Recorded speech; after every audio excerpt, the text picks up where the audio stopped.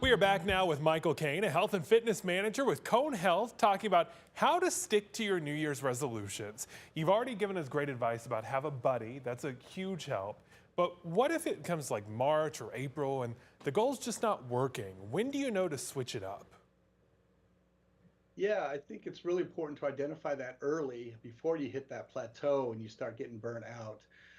So the body will neurally adapt to exercise, every 4 to 6 weeks. So about a 6 week time frame is when you should start thinking about changing up your routine.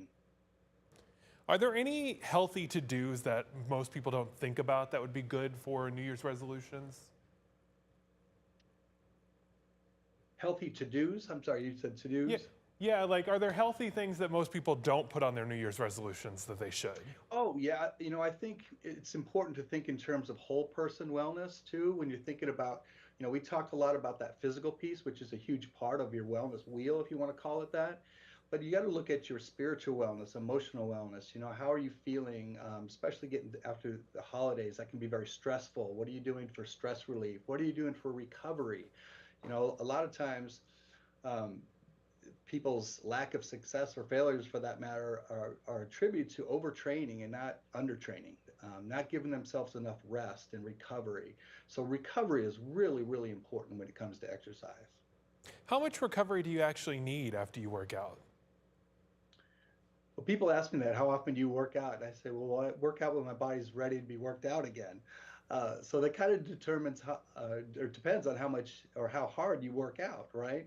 So if you're going to be working out 3 days a week, you definitely want to give yourself a couple days to rest, recover, get that good night's sleep so you can hit that next week just as hard as you did the previous week. What resources are available over at Cone Health to help us with all these goals? We have a lot of resources on conehealth.com. You'll see, I think that a lot of, you should get with your primary as far as getting all your shots and your screenings done. That's really, really important as we start to get into the New Year's. We have a lot of, at Sagewell, for instance, we have a lot of programs coming up in January. Um, Kids programs, we have youth programs coming up, a lot of different types of training coming up. And a lot of gyms out there are offering discounts on memberships and things like that. For instance, at Sagewell, we're offering 50% off enrollment starting in January. So if you join a gym and you walk in for the first time, how do you not be intimidated by it? That's a great question. And I think the best way to do that is to work with a personal trainer. Um, a trainer or health fitness specialist, we have them available here at Sagewell that can kind of guide you and give you orientation to the equipment, make you feel comfortable in the space, introduce you to new members, so you create friends, and that's really, really important as you start to enter into a new space that kind of feels uncomfortable and scary. And so I think that's a really good way to get introduced into the gym setting. What if you can't afford a trainer? Are there other options?